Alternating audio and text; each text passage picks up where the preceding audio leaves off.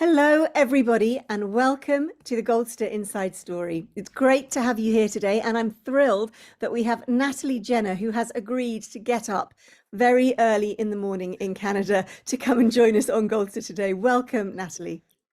Hi, Lucinda. Hi, everyone. Thanks so much for having me here. I'll get up anytime to talk to readers in Britain. Very happy to be here. So we're going to be talking today about Natalie's writing career in general, and these two wonderful books here, the Jane Austen Society and the Bloomsbury Girls, which are really, really great books. So Natalie, you got your first book published when you were in your 50s. Tell us about that journey. What was it like? It's really interesting because I had tried for 20 years to get published to absolutely no avail. I was rejected by hundreds of agents around the world, gleefully so. Never heard back from anybody. It was wonderful. And when I turned 40, I was like, I don't think this is going to happen. And I have this, child to raise, and I have to make money. And so I, in my late 40s, decided I was missing books and decided I'm not going to get published. I think I'll open up my own little bookshop, which I did. So I had my own little independent bookshop, which England is notorious for these amazing small indie bookshops. And it was quite an experience. And really, really sadly, 4 months after we opened, my husband was diagnosed out of the blue with a genetic form of terminal lung disease called idiopathic pulmonary fibrosis, which sadly is more known, I believe, in the United Kingdom than in North America. And no one over here has heard of it, and we didn't know what we were dealing with. And he is stable, I'm happy to report. 7 years later, he has outlived the statistics on some experimental drugs. But at the time, he was given 2 to 3 years of life. And I'm 47, our daughter's 14. We've got this bookshop, we're all running. So I had to close down the bookshop and focus on my other job, where I was a consultant to law firms other days of the week, independent, could make my own hours. And I spent a year, and all I could do to get through that year of dealing with this medical crisis was read Jane Austen and watch a lot of Cheers, Frasier, Downton Abbey, and Escape to the Country. That's what I did for a year. Like every night I'd come home from work and I would be on the phone with doctors, and I would just, there was only certain things I could handle. And I remember rereading Jane Austen my whole life, but this time when I reread her, she was really helping me get through this time, and I couldn't figure out why. And I'm a former lawyer, so I became intellectually very curious as to why she was helping me. And I started to really read sideways. I read books, tons of books about her that I already owned, started reading everything I could. And then I culminated all of that reading in a trip on my own to England. We had been taking these bucket list trips. My husband and I renewed our vows on a hilltop chapel in the heart of Tuscany. But some point in 2017, the 200th anniversary of Jane Austen's death, my husband told me he was going to go on a golfing trip with the guys to Augusta, Georgia to see the Masters. And I'm like, well, if we're doing stuff like that, I want to go on my own to England and I want to pay homage to Jane Austen. So that's what I did. So I went to Bath for the International Festival of Jane Austen. And then I went to Chawton and spent a whole week there. I'd only ever been to the Jane Austen's House Museum. I'd never been inside Chawton House, which was going to become the setting of the book that I did not yet know I was going to write. I had the most wonderful week. It was indeed the 200th anniversary of her passing. And when I came home, I felt this bizarre sense of hope. I think it was immersing myself in her life story, her life example. The fact that she had written, I think she had written at least Persuasion in some weird state of ill health and foreboding. And yet she just kept going on. She started Sanditon. She was such a trooper. She was just this amazing genius. And I was so energized by being close to her and being able to thank her. And 9 months later, I turned around and I said to my family, I'm going to write again. And they're like, gosh, don't do it. You were so heartbroken the first time. Please don't try writing again. No, I'm going to write again. For 3 reasons. I'm going to write for myself. I'm going to write for my husband. That's why the book is dedicated to my husband. In Italy, it's been translated in over 20 languages. In Italy, it's mio marito, which is really sweet. Oh, that's lovely. Yeah. And the third reason I'm going to write is I'm going to write about something that has a snowball's chance in hell of being of interest to somebody else besides me. And so I said to them all, I'm going to write about a group of people coming together to save Jane Austen's house, which is where you can see the Downton Abbey and Escape to the Country strands as well going in there, right? Which is that idea of saving history and who are the people in our midst who look up and see those special things. And Lucinda, you know this very well, right, from your work, and say, oh, we have to save that before it's too late. Where is that impetus coming from? That impetus was, for me, a form of hope. And hope was what I was getting from Jane Austen. And that's why I wanted to write this book. And I wrote the book, and my husband read it, and he said, I hate to tell you, but I think you have something here, and I think you have to start querying agents again. I was like, well, I want to. But I sent it out on the July 4th weekend. I was so cavalier this time. And an agent in New York called me Monday, and he said, this is going to be a bestseller. And we sold in a spring Wow. auction 6 months later, like the big publishers. And there was a bidding war. And that was how I got published. And it's all because of Jane Austen. Amazing. Wow, how brilliant. So the books you've been writing before, you said you've been trying to get published for 20 years. Are they Yes. books that you would revisit, or are they You know what?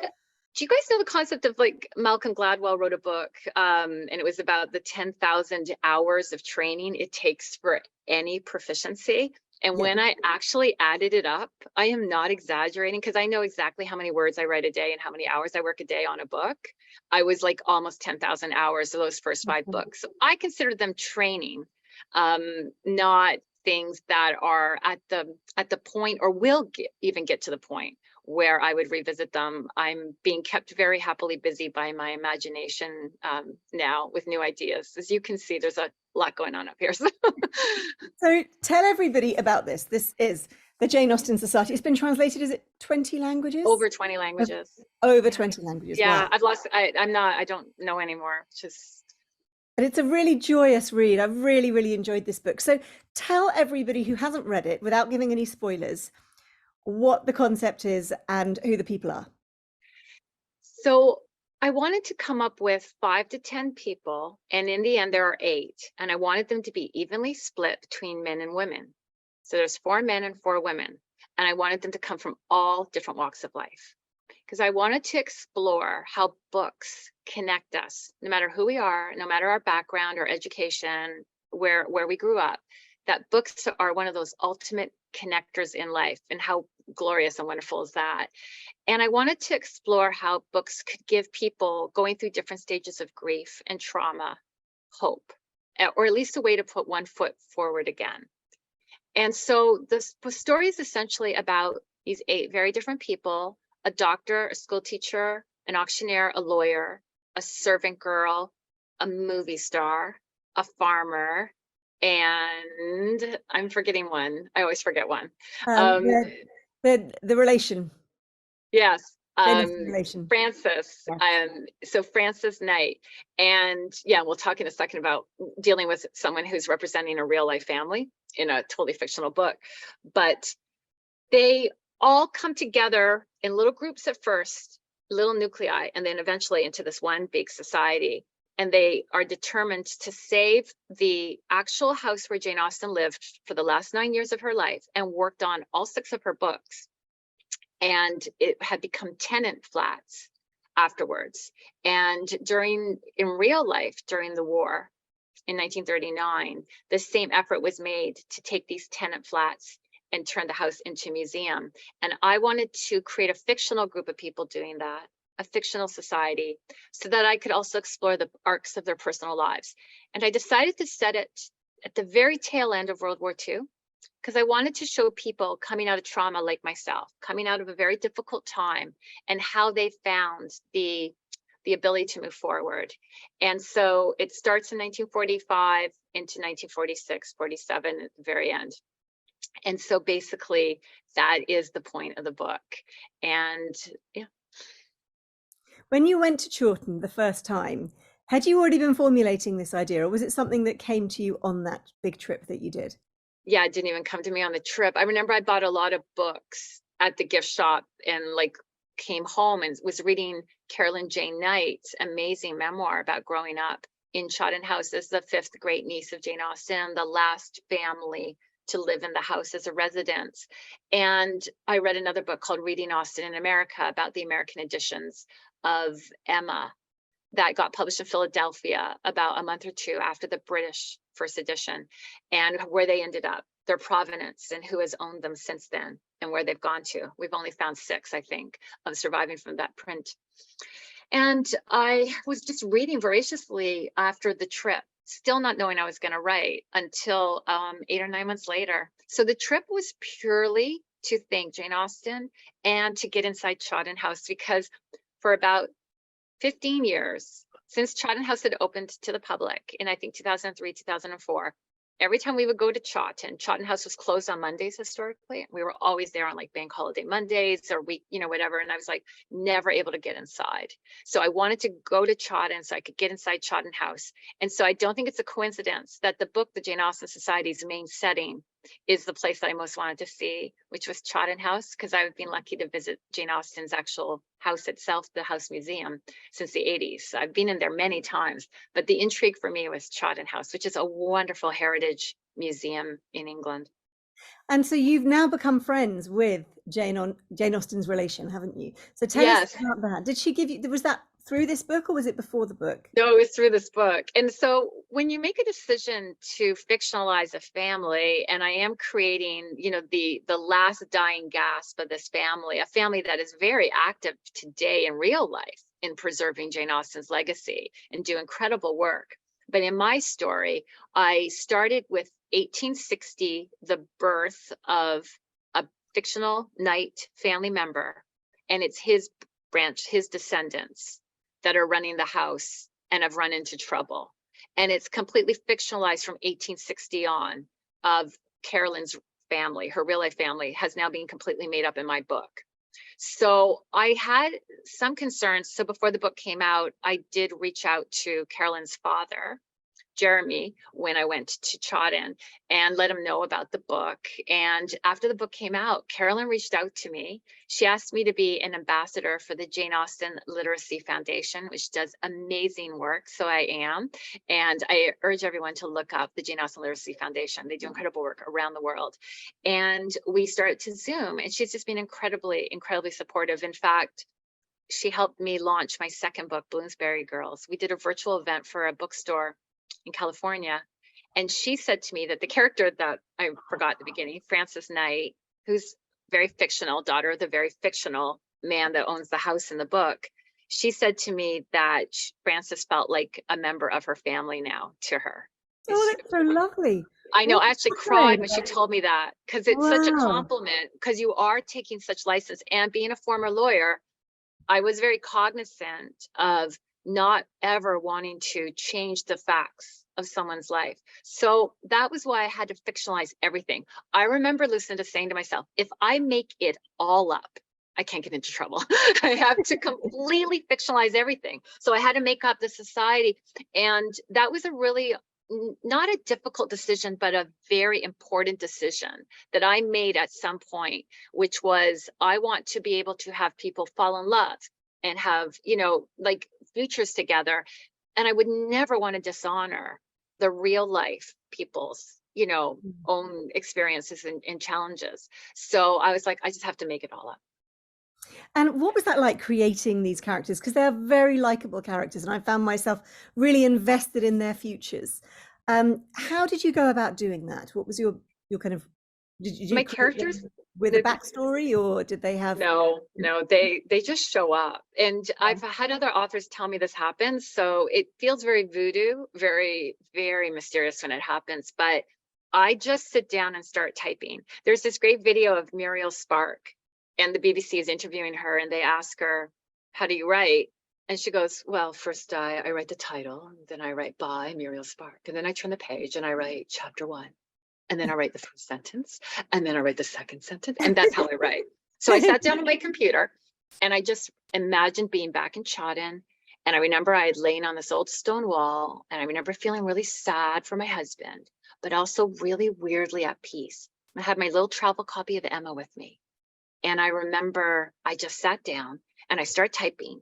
And the first thing I type is sort of the last memory I have of Chawton becomes the beginning of my story, which is a farmer doing the exact same thing, but he's not happy and at peace. He's in pain. And now he's just shown up. And then my characters show up on benches and in doorways. And right away, I know everything about them. And I can picture everything about them. except the fineness of their features. And the only thing I don't know is the secrets that they have, who they're really in love with, what they really want out of life, why they're really unhappy. I don't always know any of those things. So I write to find out. And that reveals itself to you during the writing. Yes, very much so. And then do you find you have to go back and change some of the things they did earlier, or interpret some of the things they did earlier? That's interesting. I don't have to do much of it. I have to do a little bit of it. For example, there was one character who he was going to love was unclear to me. And then when it just showed up and it happened, I had to go back and change a few things at the beginning. I also didn't know, it's not much to give away. It's not a spoiler per se, that the character that meets the farmer in chapter 1 is going to become the Hollywood movie star, because she isn't one yet at the very beginning of the book, because it takes place 13 years earlier, the prologue of sorts. I didn't know that she was going to become her until I met her again in LA in the book. So I had to kind of go back and massage that first chapter of it. Yeah. And so when you're writing, what is your writing process? You don't plot it out then, you just let it grow organically? You don't have any kind of, or do you have any lines at all about what's going to happen? I will not start writing until I know 3 things. I have to know the time period, because the time period helps me picture everybody and clothes and what society was like at that time and what people might be struggling with. I have to know the setting. I'm very setting driven. Lucinda, with both my books, you'll see that, right? Like very much trod in with the Jane Austen Society, with Bloomsbury Girls, very much this adorably old-fashioned bookshop on Lamb's Conduit in one of my favorite streets in London.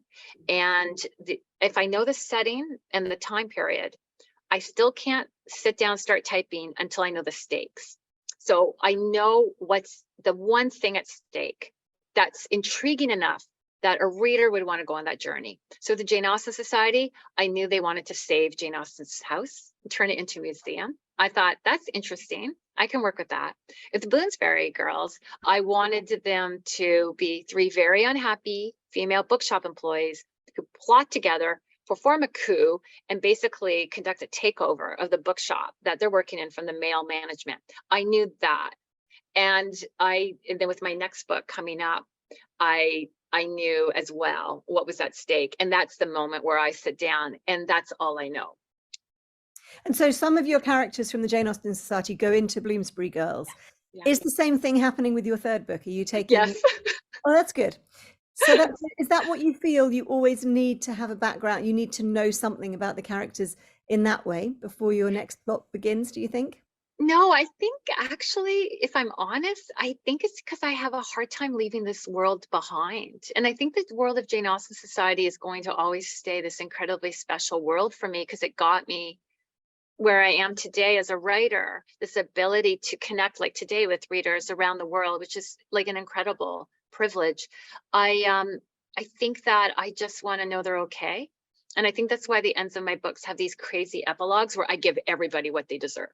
Like I give you, if you get exactly, and that's very much Jane Austen thing. That's also a form of justice and fairness, which I think lawyers really respond to, which is why I believe that Jane Austen is very popular with lawyers in particular. And I think there is that sense of it's meted out perfectly for each character. And at the end of my books, if you're a main character in my book, I adore you. Like you're there for a reason, because I wanted to be with you. And I love hanging out with you. And you're now going to get everything you wanted. And I love writing the endings of my books. But when you've written the ending, do you feel really bereft? Do you not want to finish it? Do you want to carry on? Yeah, I do carry on through editing. The initial first draft is done very quickly for me, probably too quickly, because I'm racing to find out what happens. And then the process of editing is probably 10 times longer than the process of writing the first draft. It's a year of my life of fine tuning. It's just adding, making the sentences as clean as possible, fleshing out atmosphere, fleshing out character, fleshing out themes. It's an incredibly diligent experience, very different from creative writing. It's almost mathematical. It's like, does this sentence have to be here? Does this does this word have to be here? It's just constantly working at it to make it as pure and essential as possible.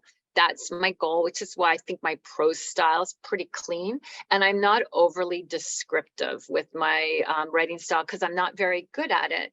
And I think one of the things that I always remember people telling me about creative writing is, you know, don't describe something unless you can offer it to the reader in a new way.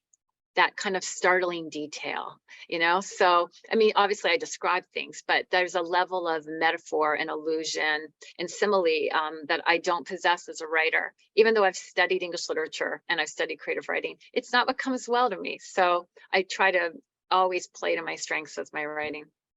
And we've got a question here. And do remember, everybody, you can put questions in the chat. Do you type or do you write by hand? I type, and I type very quickly. I became a very quick typist early in life as a teenager back in the 80s when typing was literally like you could take a course, right? And I type very fast. So I actually type faster than the speed that I'm thinking. So I know that sounds weird, but I play piano as Really well. So what helpful. happens is that, when I get to the end of the sentence, I can actually go back and edit as I'm still thinking through the thought. So I love writing on my laptop, on my lap, anywhere I can find, anywhere in the house. Mm-hmm. Wow, it sounds really amazing. So you're not working as a lawyer now, you're immersed No, in this all the time. I love that idea that you're able to just be in that world all the time. I'm actually very envious to be able to just be there constantly with your writing. it's so I'm feeling wonderful. the lack of having had much writing time recently. So I'm listening to you thinking, oh, I just need to get back to that. Yeah. So we've got another question here. What sparked your interest in Jane Austen particularly? I wish I brought down the book. My parents had in the living room some books that we were not allowed to go near ever. And there was this beautiful 1970s edition of Jane Austen's Pride and Prejudice in a box.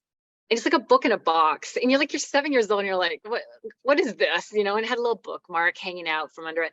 And so I remember opening it. And right away, I was a very precocious early reader. I could read when I was 3. So I would read like anything I could get my hands on. I was reading stuff I shouldn't be reading, but under the age of 12. And I remember reading the first chapter of Pride and Prejudice. And after those first 2 paragraphs, it goes right into dialogue. It's very filmic. It's actually very alive. And it's this couple, Mr. and Mrs. Bennet, and she's jabbering her head off and he's like ignoring her a bit, not answering her right away. And right away, I was like, that's my parents. That's everybody's parents. And it felt very immediate, very real. And it was about a family. And there was Lizzie's the favorite for Mr. Bennet, and the youngest getting away with murder, and all these different family dynamics. And it roped me in. And then I fell in love with everything else. Mm-hmm. Wonderful. Well, I want everyone to put in the chat. I know what my favorite Jane Austen is, but I'm going to come to Natalie later and ask hers. But do put in the chat what your favorite Jane Austen is. We did a Jane Austen in our book of the month last year, and it was very, very popular. And anyway, I'm going to ask you about your love of trains, because I know that helped you create this book, really. And that is it a good place for you to think when you're on a train as well as indulging your love of travel? I think trains are just one of the most wonderful ways to travel because they are very rhythmic, and it does fit very much kind of the pace of our life, like walking. It's very constant and there's not a lot of interruptions, and plane travel can be very stressful, and, boat travel, which I have not been lucky enough to do, although I think there will be a mid-19th century transatlantic voyage in my next book, my 4th book, which I haven't started yet. But there's something about trains, the rhythm of trains, that keeps time, I believe, with the rhythm of us. And I find that I can very much read and daydream on trains. What I really love about the train system in England is how, as an undergraduate student in the 80s, I could get a British Rail pass, student pass in Canada in the mail, show up, and I could, for a month of my life, go on the train all over England, which I did. So I would pay pilgrimages to Thomas Hardy in Dorset, and the Bronte Parsonage up in Yorkshire, and the Lake District, and I would just go all over England, and it was so wonderful. So every time we go back to England, we always take the trains everywhere because it's such an incredible way to get around. And I think that you have an amazing rail system that way in terms of how far it reaches to every village and town. It's incredible. We don't have that in Canada, so we envy that greatly. And when you used to come over here, what was your kind of thinking behind it? Was just for traveling, or was this because at that time you knew you wanted to be a writer, which is why you were doing a kind of literary pilgrimage, or was it just for fun? So the first few years, I was studying English literature in undergraduate. So I was just falling in love with Henry James and Virginia Woolf and, studying Jane Austen at university and Thomas Hardy, etc. So I also really missed England. I had grown up here really young and I had come back a few times, and I've always felt this really strong pull to England and I'm completely 100% British on my father's side. He lived in England till he was 30 and I was born in England. So I'm very pulled to all things British. I was what I would call a raging Anglophile as a young child in Canada. Like it was a very British household. So I grew up on British television, and some others do Avon and all that kind of stuff on Saturday nights. Like that's what we watched. And I really wanted to come and just visit the sites of my literary heroes. I did spend a summer working in Bristol, which was wonderful, before I went to law school. So I've lived in England a little bit as well. And I've just always felt this incredible pull back home. Wonderful. So they're both of these books are written very much based in the UK. Is your third one also based in the UK, or will you ever base one in Canada, do you think? So the third one is based mostly in Rome, in Italy. And I tend to write about places that I love, that I miss. I think that's part of why I write. When you had mentioned going into that world space and missing it yourself, that's what I miss. I miss I miss Rome.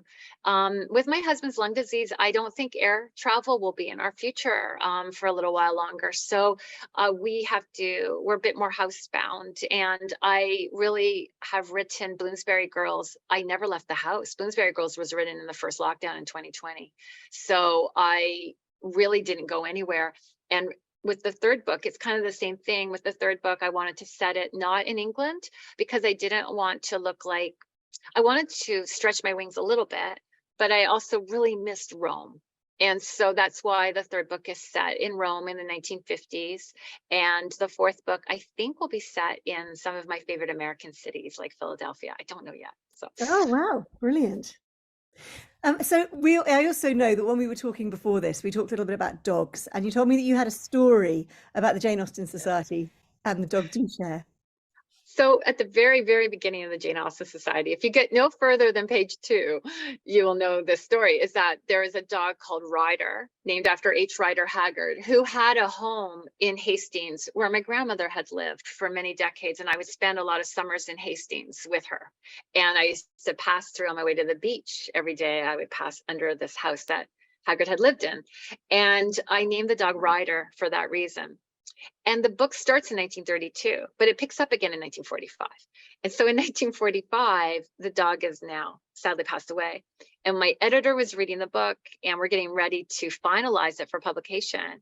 And we have to do edits. And he's like, Natalie, what happens to the dog? And I'm like, I hate to tell you, Keith, but like the dog died, like 13 years have gone by. He's like, can you have another dog? And I was like, I guess. So weirdly, that conversation led to a whole situation that is an homage to an element of Emma that involves a word puzzle that the guests are playing at someone's house. And it's about someone called Dixon being possibly the secret paramour of Jane Fairfax in Emma. And I named the dog Dixon. And it's a bit of a tell in my plot as well about a secret romance. And so that's how that happened. And my editor wanted to put a cat in Bloomsbury Girls, but I had 21 characters in Bloomsbury Girls. I was supposed to have less characters in Bloomsbury Girls than the Jane Austen Society because I don't plot in advance. I just write. Eventually, so many were popping out. I had to create a cast of characters at the beginning. And I said, we don't have room for a cat, Keith. I'm sorry. It's not gonna happen. So I was all the way through the Jane Austen Society. I was trying to work out now, which is this? Is this Pride and Prejudice? Is this Northanger Abbey? Is this And I was coming up with so many resonances. Were you aware of making certain scenarios very much an echo of Austen's own, or was that purely kind of coincidental? No, I love that question. I wasn't at first, and then I went to town. So what happened is that I had a scene starting between a couple that were quite many decades apart in age, a school teacher and the doctor. And as I'm writing them on the bench, they're discussing Emma. And I remember picking up on this really kind of spiky, inappropriate romantic vibe between these two characters, because they're so of the same mind when it comes to their love for Jane Austen. They're bonding and they have this kind of way of talking to each other that was so familiar, and I couldn't understand why. And I realized, oh, they really like each other. They have sought out many opportunities in the town to probably have these talks without anyone really, without even being conscious of it themselves. And I realized that I wanted to make them a romantic couple. I hadn't intended that. And as I'm sitting there writing the scene, I'm just like, she's a school teacher in a small village. He's her doctor, socially, ethically inappropriate, big age difference. Oh, that's Knightley and Emma. And immediately in my brain, I was like, oh, that's fun. So I started to kind of think about that while I was writing them. And then I started to look, like, I remember with Francis and Andrew, I was starting to think like Persuasion. And it wasn't conscious or strategic, but then as I wrote them, I was like, oh yeah, they have a secret. They were like, they have a past that nobody knows about, right?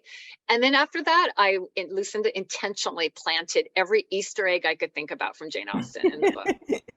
So I've had a comment here saying their favorite is Emma.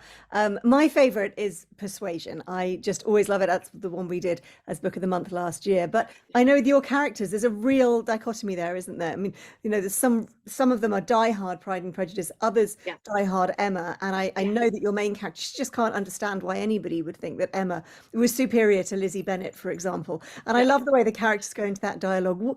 What is your favorite and why? Or is it impossible to choose a favorite?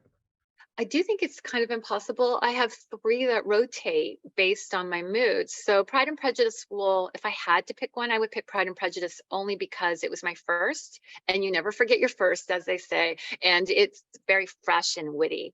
But I believe that Persuasion is her emotional masterpiece. I think Persuasion just takes Anne Elliot and puts her through the ringer and then gives her everything she deserves and more. And it's the most wonderful arc of seeing her blossom. I love that, literally visually blossom at the seaside with her, her skin. And then, just like the whole arc of Anne Elliot's life is an incredible achievement on Jane Austen's part. Where I love Mansfield Park, I think Fanny Price is an example of like a less successful Anne Elliot, right? Like with Anne, she got it so right, so brilliantly. But I also love Emma. I think intellectually, Emma is my favorite. Emma is the book that every time I read it, I find a new clue to what's really going on every time. And I don't know how she does it. Nobody knows how she does it. It will never, I've talking to, like, I'm not a scholar by any means, but I've been lucky with this book to meet incredibly talented and informed people who are Jane Austen experts. And they all say the same thing, is that you'll never get to the bottom of Emma. You'll never figure out how she does it. And there's a great quote from a lawyer in England who passed away recently. He said that every year I read all of Jane Austen, because if I didn't, I would just read Emma over and over and over again. We've got 2 more people have come in saying Emma. This seems to be the general favorite. That's really interesting. Maybe we need to do that for Book of the Month again at some point. I know that's interesting to me, because I thought people were going to be coming in saying Pride and Prejudice was their favorite. But yeah, it's interesting how Emma seems to be winning out. So I think there'd be a couple of your characters would be very happy about that. Yes, very. Me too. Well, let's talk a little bit about the Bloomsbury Girls, because we've talked a lot about Jane Austen Society, and we can come back to it. So any questions people have, we can come back to it. But the Bloomsbury Girls, now tell everybody about this. What is the premise behind this? You mentioned a little bit about the shop, but tell us about the characters and who they are and why. So the servant girl in the Jane Austen Society was the one at the end who had the least settled future. And it's May of 2020, and my book is coming out around the world, and I'm really missing bookshops. And I watch a movie called 84 Charing Cross Road, which is based on one of my favorite books. And I was just thinking about these incredible bookshops in London and how I wanted to create the perfect bookshop for me. And then I thought, I'll have Evie be foiled at university, because she's brilliant and she's meant to be doing great things. She's going to get foiled at university for the very kinds of things that would foil someone with her background in real life, which is having grown up in a small village, and that sort of the lack of networking and the sort of lack of a certain degree of social connection. because as a former career coach, I have seen the power of connection and networking. And I wanted to explore through Evie's experiences of not getting the career at university and having to start in a bookshop in London. And then the other two women there, I wanted to explore through these three women, how do you access opportunity? Who are your agents for change? Who will be your champions? Who will be your mentors? How do you improve your lot when you don't have a lot of money or connections or power yourself?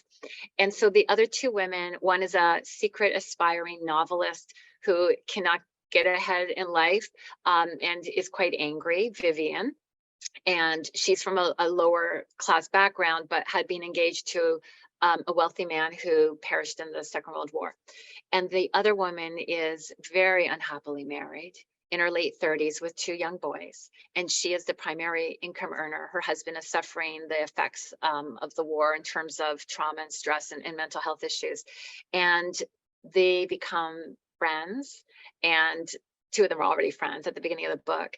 And they look at each other and they say, we have so much to offer, and we're being stymied at work, and how can we solve our problems? And the book is a cameo cast of characters come in, Daphne du Maurier and Peggy Guggenheim and George Orwell's widow, Sonia Blair. And it's called like Widows and Orphans. Like there's a lot of widows of means that enter the book because they're at a stage in life where they have time and money and the ability to look around and look at other people and wonder how they can help them.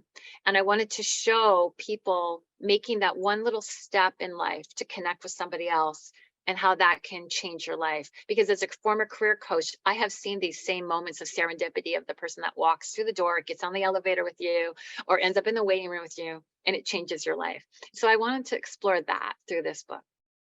It's a really fascinating idea, and I love that you carried Evie on. But also, I was wondering, you've done a lot of research into the wars, the Second World War, and also the First World War comes in as well.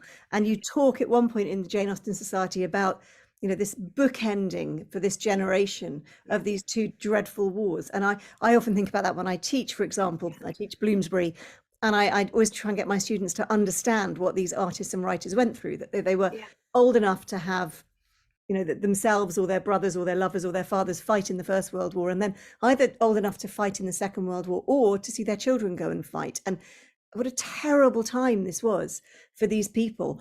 Where do you go to do that research? How did you get into that part of history? It's really interesting, Lucinda, because I had never consciously thought about why this was resonating with me until my father, I think through the publication of this book, especially in England, my father and I have had a lot of conversations lately about his time growing up. One of the things I did not know until after I think I wrote the Jane Austen Society, but it's haunted me ever since, is that my great-grandfather, my grandmother's father, was away from her. She was born in 1914. He was away from her for the first 4 years of her life on sea, fighting. And then she has my father in 1938. And so my father's father was away from him fighting in India for the first 5 to 6 years of his life.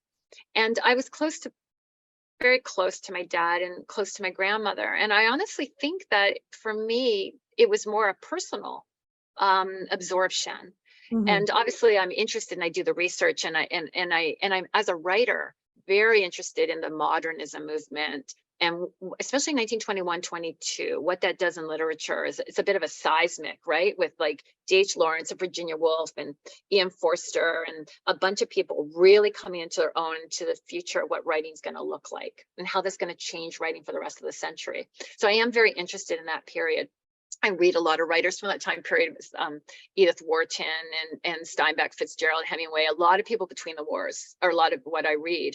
So I think I absorb a lot of it actually more, Lucinda, through literature than through historical research and personal resonance. Literature is a great indicator of history. Things that were written at the time give you so much insight into that. We've had a very interesting question here. Natalie mentioned twice how popular Jane Austen is with lawyers. Why does she think this is so? Great question. Thank you for that, Patricia. Yeah, I do think that Jane Austen writes in a way, because of her genius, her sentences have a cadence to them or a rhythm to them that is so inherently logical. You know that she's reworked these sentences many times. And I think that the lawyer's training, it's coming at it from a different direction. But our goal as lawyers, and I haven't practiced in decades, but our goal as lawyers is to communicate as effectively, especially if you're a barrister in a court of law, and efficiently as possible, because you want to win. Yeah. And because something's come up that's at stake and no one's agreeing on it, and you want your side to win. So there's this internal or inherent battle or dynamic there. And so every word can matter. One of the things you learn in law school when you read all those judicial decisions and everything is how much things can change on where a comma was placed as opposed to a semicolon in a piece of legislation. So you're so drilled down to the elements of words. And so I think Jane Austen does that, but from the creative writing perspective, but for a different reason. I also believe the theme of justice in her writing is incredibly important and cannot be oversold, which is this idea of people getting exactly what they deserve. And she finishes her books in a way that I'm inspired by. And she kind of goes for broke a bit, right? I mean, you'll have double sisters, double weddings to double rich landed gentlemen, like it's all going well. But I think what she's doing is she's showing that if you're true to yourself and stay authentic and don't give up on what you want, but can still go after it in a way that is positive for society and for others and not hurtful, and somehow get what you want, even by thinking of others, which is what like an Eleanor Dashwood does in Sense and Sensibility, which is why I love Eleanor, because she's like the nicest person, like Anne Elliot, and they get what, and she shows them getting what they want. And there's something I think in the lawyer personality that really responds to that form of justice. And I think that's what makes Jane Austen so satisfying to read, because at the end, you feel so pleased that they've got their just desserts, and that those who don't deserve to do well don't do well, which is, sadly not often the case in life. But when you read a Jane Austen, you can enter that and just think, oh yeah, it's very satisfying. Still no votes for Pride and Prejudice in the chat, which has astonished me. I honestly thought there was going to be a flood of that. That's normally when you ask that question. I've put a link to Natalie's website and to her Twitter account in there as well. And I'm going to put a link to the audio on your website. So tell us about, you've had your first two books narrated by two really wonderful narrators. So, and tell us what that was like. It was incredible. What happened was I was listening to female audiobook narrators for the Jane Austen Society, and they were lovely and they were incredible. And I called my agent and I said, half of my characters are male and there's more conversations just between men. Have we thought of a male audiobook narrator? And my agent's like, oh, Natalie, like you always want to stir the pot. What do you think? And I'm like, I really love Richard Armitage, and I saw him do North and South, and his voice was the voice of Dr. Gray as I wrote my book, because I had just watched the miniseries and it's in my head, and I could so picture him as that character. And fortunately, my publisher is Macmillan, it's a very large publishing house, and they had done work with him. So they reached out to his people and he narrated the audiobook and did such an incredible job. I got chills. It was incredible. And then with the second book, with Bloomsbury Girls, it's very much a lot of women. And this time, my producer had worked for the BBC and had done work with Juliet Stevenson, and he suggested her to me. And the minute he said her, I was like, well, I love her. Truly, Madly, Deeply is one of my favorite movies. I love her voice. It's incredible. And I thought, oh, she could do everybody. And what's great about Miss Stevenson is in Bloomsbury Girls, in the audiobook, she not only can do a Daphne du Maurier or a Peggy Guggenheim, she does the male academics at Jesus College so incredibly well. And I was blown away by that. And I've put the link in the chat here, but for anybody listening, you can listen to a little bit of the audio at Natalie's website. It's nataliejenner.com/audio.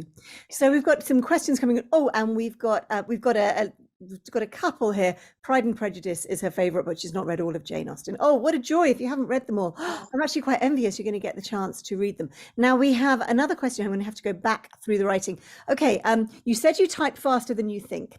Yeah. Do you believe in automatic writing or trance writing? Do you ever dream your plots or about your plots? And if so, have your dreams ever changed your plots?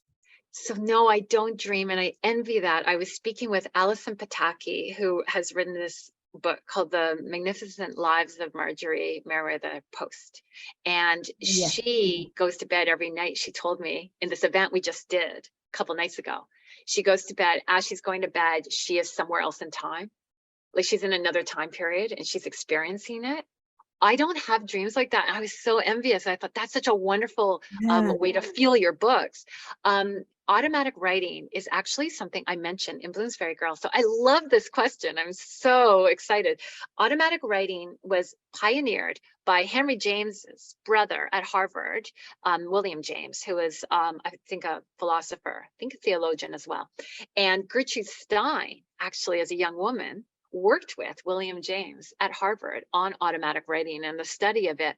And I have never practiced it fully, but I do believe in entering a state where you don't force your thoughts so that you can let your creative subconscious mind kind of come to the fore a bit. I believe if you sit down going, I need to write a scene where X happens and I want to achieve Y. And I believe if you put all that in front of you, for some people it will work, but I'm not that writer. And I think 10,000 hours of practice for me was helping me understand that I'm at my best when I'm very loose and I just let my imagination kind of go crazy, that I have a lawyerly mind that somehow allows me to control it and tamp it down, so it never goes out of control. So it all stays very logical.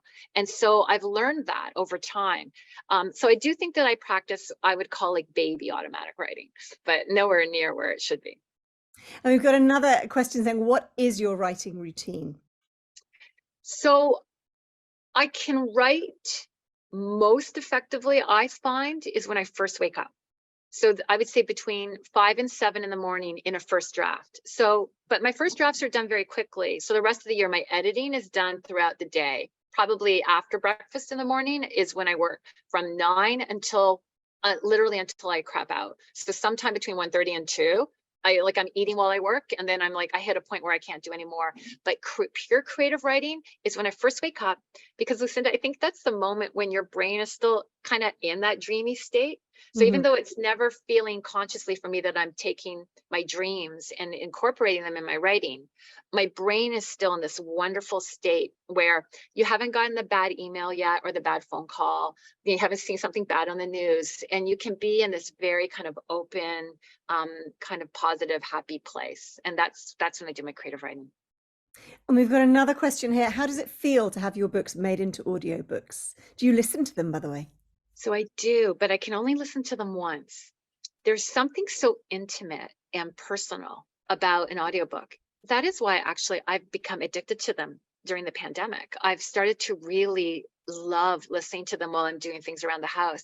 I feel that the person is in the room with me. When my characters are brought to life by somebody else, it'll be interesting because the Jane Austen Society has been optioned for film and TV, and I don't know what will happen with that, and it may never get made. But there is something about these characters being part of you, so that when another human being gives voice to them and brings them alive, it's not embarrassing, but there is something going on there. And so I listened to them once, and then that's it. I think I've actually not managed to listen to, I can't listen to my ones on audiobook. I just find it too cringy, and I actually should do now. I'm going to listen to The Mystery of Princess Louise. I'm going to listen to it. Once.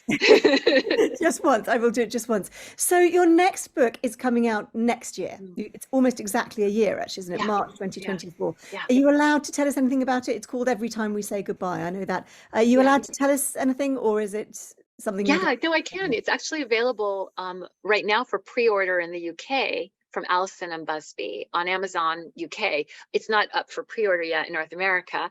It's going to come out in March of 2024, and it's going to follow a different one of the characters from Bloomsbury Girls, the angry one, Vivian.